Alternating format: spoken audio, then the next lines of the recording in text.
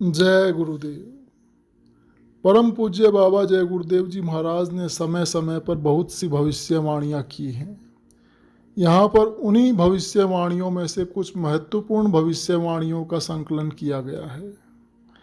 प्रस्तुत सभी भविष्यवाणियाँ शाकाहारी सदाचारी बाल संघ एवं अमर संदेश पत्रिका से ली गई हैं और उन्हें ज्यों का त्यों प्रस्तुत किया गया है। जय गुरुदेव।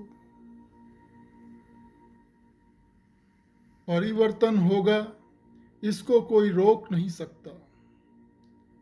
दिल्ली से राजधानी हटकर 50 मील दूर चली जाएगी और महान आध्यात्मिक शक्तियों द्वारा उसका मुहूर्त होगा। भारत का संविधान हिंदी, फिर दूसरा संविधान संस्कृत में किसी धार्मिक स्थान पर बनेगा। वह संविधान इतना सरल होगा कि किसान भी उसे गीतों के रूप में गाते रहेंगे। नेपाल, तिब्बत, लंका, बर्मा, पाकिस्तान, अरब देश टूटकर भारत में मिल जाएंगे। भारत विश्व का सबसे बड़ा राष्ट्र होगा। एक समय आएगा जब सारे हिंदुस्तान में हिंदी भाषा बोली जाएगी। राष्ट्रभाषा हिंदी और संस्कृत होगी। राष्ट्र संघ अमेरिका से हटकर भारत में चला आएगा। विश्व की सुरक्षा परिषद अमेरिका से भारत चली आएगी। अमेरिका बहुत गरीब देश हो जाएगा। भारत सब देशों का अगुवा बनेगा। भारत में नए विधान का निर्माण होगा। एक झंडा, एक भाषा होगी। भारत में लोग शाकाहारी होंगे एवं मद्यपान रहित होंगे। नेपाल भारी संकट में घिर जाएगा और फिर भारत का अंग बन जाएगा। खुजली की ऐसी बीमारी चलेगी कि लोग बदन खुजाते खुजाते पस्त हो जाएंगे। तिब्बत भारत में मिल जाएगा। अमेरिका के शहर नष्ट हो जाएंगे। अमेरिका और चीन में टक्कर होगी। अमेरिका का भारी नुकसान होगा। चीन नष्ट कर दिया जाएगा। चीन के बचे खुचे लोगों की सहायता भारत करेगा। मुस्लिम राष्ट्रों में भारी कलह होगी। आपस में लड़कर बहुत कम मुसलमान रह जाएंगे। जिधर से सूर्य निकलता है और जिधर डूबता है उस पूरी धरती पर भारत का अखंड राज्य होगा। England, France, America, Lanka, Japan, Malaysia, Singapore और भारतवर्ष में भी लड़ाइयाँ होंगी। सारे विश्व में एक जनसंहारकारी क्रांति होगी जिसमें दुनिया की आबादी घटकर बहुत कम रह जाएगी। सारे विश्व के लोग हिंदू धर्म को मानने को बाध्य होंगे। अमेरिका और इंग्लैंड के नर नारी भारत की गलियों में हरे राम हरे कृष्ण का कीर्तन करते हुए मिलेंगे। पुरुष हिंदुओं की तरह चोटी रखेंगे और स्त्रियां भारत की तरह साड़ियां पहनेंगी। भारत की तरह सभी देशों के लोग शाकाहारी होंगे। एक वक्त भारत में ऐसी घटना घटेगी जिसकी चपेट में सारा विश्व आ जाएगा। बच्चों, जब हाहाकार मचना शुरू होगा तो लोग तड़पते दिखाई देंगे और मरने लगेंगे। उस वक्त तुम मेरे पास आओगे और मैं तुम्हें बचा ही लूँगा। लोग नाक से भोजन करेंगे, अन्न खाने को नहीं मिलेगा। सेठ लोग बोरों में रुपया भरकर देहातों में अन्न खरीदने जाएंगे तो किसान उन्हें अपने औजारों से मार डालेंगे और सारा रुपया छीन लेंगे। भूख के कारण लोगों का दिल दिमाग ठीक नहीं रहेगा। रेल में काम करने वाले कर्मचारियों की भूल से रेल दुर्घटनाएं बहुत होंगी। जनता में त्राही त्राही मच जाएगी। जब गांव में पैदावार ही नहीं होगी तो शहर वाले क्या खाएंगे। भूखी जनता में गदर हो जाएगा और राजा प्रजा लड़ जाएंगे। ऐसी बीमारी फैलेगी कि तुम बम्बई, कलकत्ता, दिल्ली जाओ और वहाँ सब डॉक्टरों के दवा खोजो तो सब के सब ये जवाब देंगे कि ना तो कोई इसकी फैक्ट्री है और ना ही कोई दवा।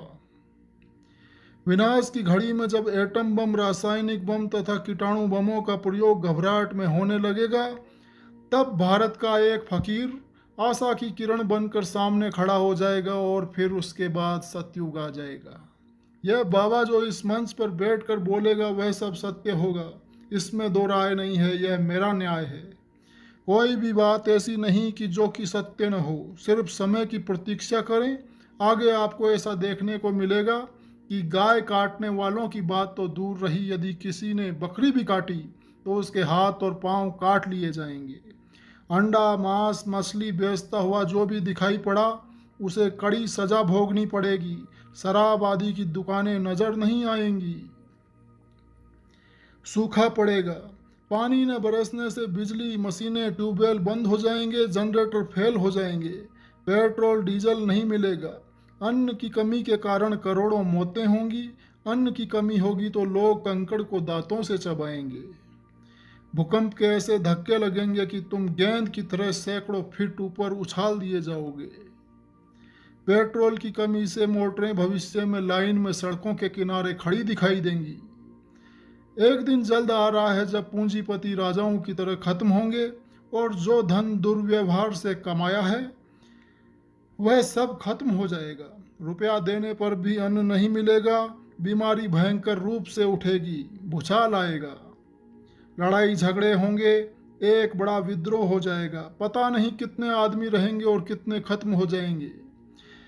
यहाँ तक होगा कि बहुत से मुल्क खत्म होंगे जैसे थे ही नहीं। समुद्री तूफानों के आने से बहुत से छोटे छोटे शहर, गांव नष्ट हो जाएंगे और बहुत से छोटे छोटे नए टापुओं का उदय होगा जिन पर आर्थिक और शक्तिशाली लोगों का अधिकार होगा। समुद्र के किनारे जो ऊंची ऊंची इमारतें खड़ी हैं, इनमें सड़ी हुई मछलियों की गंध आएगी। बंबई में समुद्र के किनारे बना हुआ स्पेस टावर व अन्य ऊंची ऊंची इमारतें गिरकर समुद्र में डूब जाएंगी। वर्षा न होने से पानी की बहुत कमी हो जाएगी। फिर बिजली नहीं बनेगी और मीलों के सारे कारोबार ठप पड़ जाएंगे। लोगों को जब पानी पीने को नहीं मिलेगा तो बंबई को छोड़कर भाग खड़े होंगे। विश्व में बहुत बड़ी हलचल मचेगी। पहला नरसंहार पूरब में होगा, दूसरा पश्चिम में, फिर उसके बाद उत्तर में होगा और फिर दक्षिण में होगा। इसके बाद संहार शुरू हो जाएगा।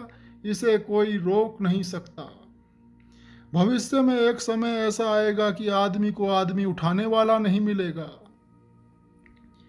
20-20 कोस पर चिराग दिखाई देगा। आगे गाय काटने वालों को 20 साल की सजा मिलेगी और उसके बाद महीने भर में गाय काटना बंद हो जाएगा। भविष्य में भारत के सभी बूचड़खाने बंद कर दिए जाएंगे। भविष्य में कोई मांस मछली बेचता हुआ नजर आएगा, उसे फौरन उसी वक्त दुकान पर ही मजिस्ट्रेट पहुंचकर 10 वर्ष की सजा देगा और साथ ही 5 बेंत सुबह और 5 बेंत शाम को पड़ा करेंगे। कुछ दिनों के बाद यह समझ लो कि दुनिया फिर से बसाई जाएगी। भविष्य में पूरब का पाकिस्तान और फिर बाद में पश्चिम का पाकिस्तान समाप्त हो जाएगा। भविष्य में भारत का राष्ट्रपति, प्रधानमंत्री शाकाहारी सदाचारी होगा। भारत में सभी नग्न सिनेमा बंद कर दिए जाएंगे। भारत विश्व गुरु बनेगा। भविष्य में एमपी एमएलए का नाम बदल जाएगा। स्कूल से निकलने पर 1 महीने के अंदर ही लड़कों को नौकरी मिल जाएगी। रिश्वत संबंधी सूचना के बारे में कार्यालय खुलेगा। रिश्वत लेने वालों के नाम पते उसमें नोट किए जाएंगे। ऐसे हवाई जहाज बनेंगे कि 1 घंटे में आप अमेरिका जाकर 1 घंटे में वापस भारत लौट आएंगे। भारतवर्ष में विज्ञान का इतना बड़ा विकास होगा कि सारी दुनिया का सारा भौतिक विकास उसके सामने छोटा हो जाएगा और दुनिया के बड़े बड़े लोग इस प्रगति को देखकर दांतों तले उंगली दबाएंगे। यदि सारे देश मिलकर भी भारत पर आक्रमण करें तो भी भारत को अब कोई जीत नहीं सकता। कलयुग में कलयुग जाएगा, कलयुग में सतयुग आएगा। परिवर्तन होगा, इसको कोई रोक नहीं सकता। चाहे आकाश टूट पड़े या धरती फट जाए, लेकिन परिवर्तन अवश्य होगा। सतयुग जिस दिन जिस घड़ी अपनी सामग्रियों को लेकर प्रादुर्भाव करेगा, उस दिन 1000 गुना भारत में कार्यक्रम होगा। उस समय का दृश्य ऐसा होगा कि विश्व के मुल्कों के लोग उस स्थान पर चले आएंगे उस दृश्य को देखने के लिए। उस सतयुग की स्थापना को सारा विश्व मानेगा। सतयुग स्थापना महायज्ञ की प्रतीक्षा करें। समय से 10 माह पूर्व उसकी घोषणा कर दी जाएगी। यह कार्यक्रम 10 करोड़ की उपस्थिति में होगा। जिस दिन यह कार्यक्रम होगा उसी दिन धरती पर सतयुग उतरेगा। चौथा यज्ञ ऐसे स्थान पर होगा जहाँ कोई तीर्थ स्थान नहीं है और न ही गंगा या यमुना का तट होगा जैसा यहाँ काशी में है। एक छोटी नदी अवश्य होगी जहाँ दूर दूर तक मैदान, वृक्ष व झाड़ियाँ होंगी और 10 करोड़ लोग यज्ञ में शामिल होंगे। उस समय मैं सतयुग के आने की तारीख बताऊंगा। उस समय ऐसा दृश्य होगा कि 10 मील तक आदमी के पीछे आदमी दिखाई देंगे। उस बड़े कार्यक्रम की प्रतीक्षा करो जब एक मैदान में 10 करोड़ लोग इकट्ठा होंगे। ब्रह्मा विष्णु भी होंगे, 33 करोड़ देवी देवता भी होंगे और भगवान शिव भी उपस्थित रहेंगे। उस समय जल, पृथ्वी, अग्नि, वायु, आकाश को प्रसन्न किया जाएगा।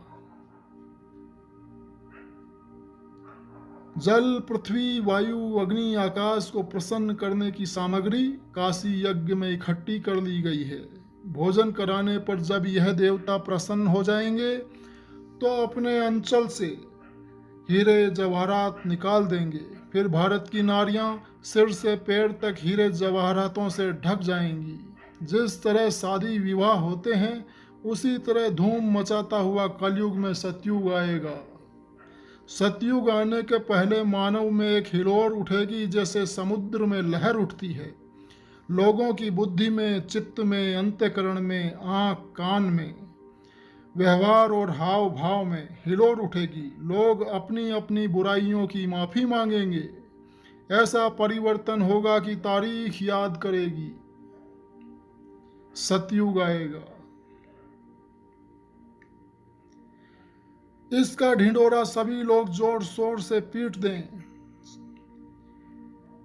हिमालय पर्वत से एवं भारत भूमि से इतने हीरे जवाहरात निकलेंगे कि भारत की नारियां आभूषणों से लदी रहेंगी। सतयुग आने पर 1 बीघा में 100 मन अनाज होगा। लोगों के पास अनाज रखने की कोई जगह नहीं रहेगी। महापुरुष का जन्म भारतवर्ष के उत्तर प्रदेश के एक छोटे से गांव में हो चुका है और वह व्यक्ति मानव इतिहास का सबसे महत्वपूर्ण व्यक्ति बनेगा। उसे जनता का इतना बड़ा समर्थन प्राप्त होगा कि आज तक किसी को नहीं मिला है। वह महापुरुष नए सिरे से विधान को बनाएगा और वह विश्व के संपूर्ण देशों पर लागू किया जाएगा। उसका एक झंडा होगा, उसकी एक भाषा होगी। वह अवतार जिसकी लोग प्रतीक्षा कर रहे हैं 20 वर्ष का हो चुका है। यदि उसका पता बता दूं तो लोग पीछे पड़ जाएंगे। अभी ऊपर से आदेश बताने का नहीं हो रहा है। मैं समय का इंतजार कर रहा हूं और सभी महात्माओं ने समय का इंतजार किया है। समय आते ही आपको सब कुछ मालूम हो जाएगा। भारत में महान आत्मा का जन्म हो चुका है। अब भारत को कोई भी देश जीत नहीं सकता। महान आत्मा का जन्म भारत में हो चुका है और उसे बराबर परमात्मा के आदेश प्राप्त हो रहे हैं। ऊपर से तमाम शक्तियां उतर कर नीचे आ गई हैं और थोड़े दिनों में ये अपना काम शुरू कर देंगी। महान आत्माएं भारतवर्ष में अवतरित हो चुकी हैं जिनके द्वारा भारतवर्ष में सुधार होगा। उनको जब संत मान्यता दे देंगे तब वो अपना काम करना शुरू कर देंगे। संतों की मान्यता देने पर ही अवतारी शक्तियों की पूजा होती है। जब तक संतों का कार्य समझाने बुझाने का चल रहा है तब तक वे शक्तियां कुछ नहीं कर सकती हैं। वे पूर्ण शाकाहारी और चरित्रवान हैं। बहुत से बच्चे अपनी शिक्षा समाप्त कर चुके हैं और बहुत से अपनी शिक्षा समाप्त करके विद्यालयों से निकलने वाले हैं। कुछ दिनों में वह महान आत्मा इन शक्तियों को संगठित कर लेगी। फिर वे बच्चे क्या करेंगे वह समय बताएगा।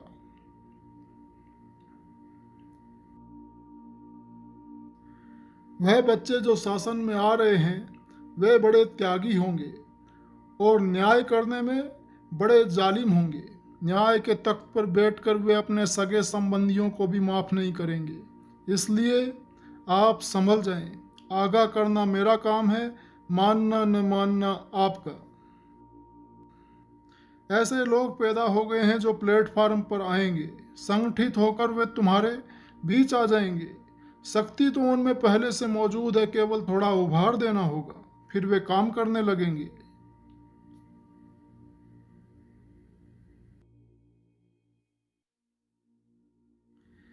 इन बच्चों द्वारा जो संविधान बनाया जाएगा उसको मानने के लिए सभी लोग बाध्य होंगे। हर हिंदू, मुसलमान, हरिजन, ब्राह्मण, क्षत्रिय सभी को उसका पालन करना होगा। मैं मंच से जो बच्चों का, वीरों का आह्वान करता हूँ, वह मेरी आवाज़ यूं ही नहीं निकलती है। इस समय जहाँ जहाँ भी वे बच्चे हैं उनमें एक शक्ति का संचार होता है और उनमें जागृति आती है। उनमें इस बात की फुर्ना पैदा होती है कि अब कुछ कर दिया जाए। उन बच्चों के आने का समय निश्चित है और उसी समय देश की बागडोर उनके हाथों में चली जाएगी। महान शक्तियाँ जब कार्य क्षेत्र में उतरेंगी तो 50% टैक्स समाप्त हो जाएंगे।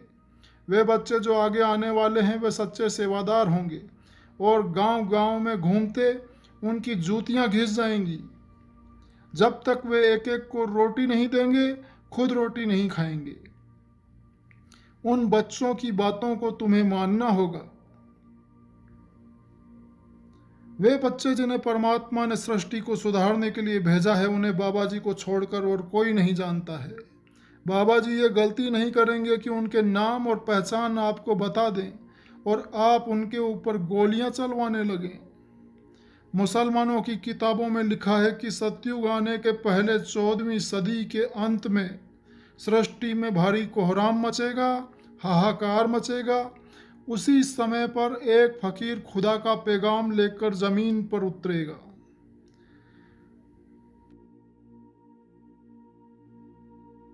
14वीं सदी के अंत में भारत में एक फकीर पैदा होगा। उसके कपड़े क्या होंगे यह धर्म पुस्तकों में आप देखें। उनमें लिखा हुआ है कि वह फकीर हिंदू जाति में पैदा होगा, लेकिन हिंदू, मुसलमान, ईसाई सबको एक निगाह से देखेगा, सबसे मोहब्बत और प्यार करेगा। जय गुरुदेव।